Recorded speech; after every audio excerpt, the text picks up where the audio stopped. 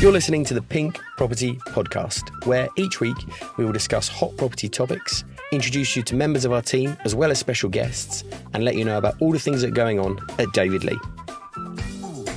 Hello and welcome to this week's episode of the Property Podcast. I'm here with Samantha Pope today from Samantha Pope Interiors, and we're going to talk all things home interiors.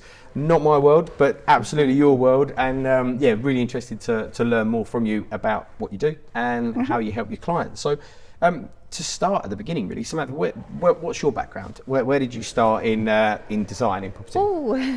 So I done a degree in interior architecture and design. And then whilst I was at uni, I actually got a background in architecture. Okay. So my first 4 years was working in an architectural company. Right. That was because I wanted to know more about the bones of a building, the structure, and just get that hands-on knowledge. Yeah. And from there I moved on to interiors, just full-time, working on some amazing properties, super prime London properties. London stuff. Okay, cool. And then a little bit of, I've done like a short spell of hotel design. Right. But ultimately I went back to super prime residential. Yeah. Really Awesome. exciting time. And then I had my children and sort of took a few years out. Yeah. And then got back into it. And You sort of come out this way now, outside of London. Sort of. I got back into it part-time and gradually went more full-time, and now we're where we are. Ramping up now, good. Yeah. And then we were talking earlier, in terms of sort of design and how you feel about design, you were saying that you had sort of is it three sort of core values around how you go about your business, whether it be super prime or residential or suburban. What are they? So ultimately, when I approach any project, I have three core values in mind. It stems around well-being. That's a key value for me because I really believe that your home interiors can really impact your well-being. Yeah. And I think a lot more people since COVID have, really realised the impact of that. Spending a lot more time in their homes. Yeah, and for I that think, moment. Spending more time in your home and realising that your home had a different sort of use for you now, working from home a lot and realising how your home just wasn't working for you. Yeah. But there's a lot that goes into that, colour psychology. Like we really delve deep into the client's brief for our projects. It's not about, what do you want out of your space? It's like, actually, how do you want to feel in your space? And so it's really going deeper and making sure that we design a space that ultimately ticks the boxes that they might not necessarily realise that they needed because they're thinking just on a sort of cosmetic value, but we're digging deeper this needs to suit you and your lifestyle and your routine. Longevity is another value in terms of sustainability. It's one that's quite tricky to delve into in the luxury residential because sustainability isn't all that easily accessible in that industry. But what I try to do is design with longevity in mind. So that if I'm designing bespoke furniture, I look upon it more like I'm designing the antiques of the future. So this has a longevity about it. It's not a case of if I'm designing a freestanding piece, it's something that they will treasure and they will pass down or they'll move from home to home.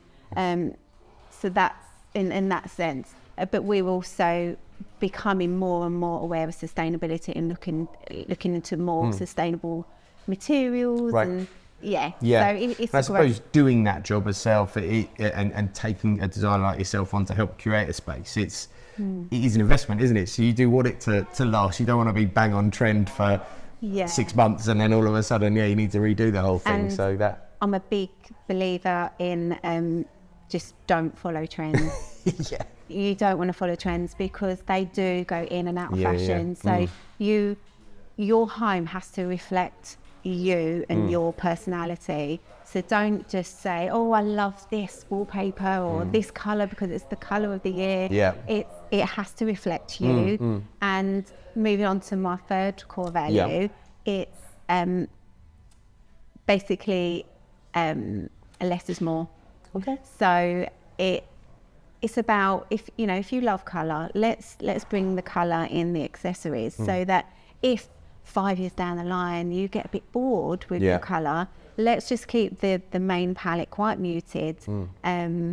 But then let's bring the colour in the artwork or the cushions, and then they're not overly costly things be changed. to replace. You're spending an awful lot of money on your home interiors, so let's not have to redecorate every 5 years. Let's just change it up a little bit with the accessories. Cool. No, good. I like that. It's really good. And you were telling me about another service that you introduced recently, the e-design thing. Could you just expand a little bit on that? Because I think it's quite something that might be a bit more accessible, and certainly geographically is a little bit more unlimited. Yeah. So what I was getting a few inquiries from people that they loved the look, but they couldn't quite sort of afford the full design service.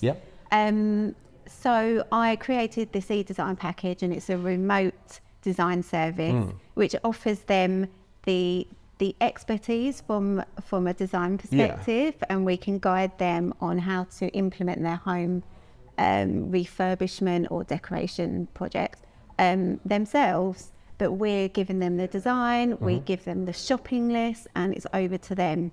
So it's a fully remote service. It's more affordable, of course, and but they're getting the guidance. Gives the people that guidance. Yeah, like you say, it's often I'm quite confident to be able to go and deliver it, but knowing what quite comes together and having the confidence to go and pull some of that stuff together, I imagine, is where people need experts like yourself. So that's brilliant. But look, I think that's really helpful. And I'm sure you've been asked many a time, but from a homeowner's point of view, preparing to sell, what are the most common 3 things that you recommend to people when they ask for your advice about preparing the home for sale? Preparing a home. Okay, well, I've had to recently do this myself. Right. So one thing, obviously main thing, is just declutter. Let's just make that space clear, even if it's just hiding it away in cupboards, temporarily just put it away behind cupboards. So number 1, declutter. Number 2, I think smell is really, really important. So I've got a dog, so I'm really conscious of my home not smelling for a dog. So I would get rid of your animals, obviously during viewings, but I like to burn candles, scented candles. So when I was selling my last home, so many people commented on how fresh it smelled, because I love fresh linen smell. So I've got the candles. So it just smells like it's just so fresh. Good. Yeah, that's number 2. And then number 3, I really believe that, if you stage your home, make sure that you've got like fresh flowers or a fresh bowl of fruit on the coffee table, dining table, and just, plump up those cushions, make those beds, just really, really make it look like a show home, and just, tight. You need to think about, I know you live in that house every day, but just for that one day, for that viewing, moment, just make sure everything is pristine. Cushions, pump, throw at the end of the beds, just that's the best. They're good stuff. It's stuff that we've definitely spoken to clients about her before, but it's tried, it's tested, and people give those great tips for that reason, and yours have absolutely reflected that. So thank you very much. That's all we've got time for this week. Thank you very much for tuning in, and see you again soon. Cheers. Bye-bye.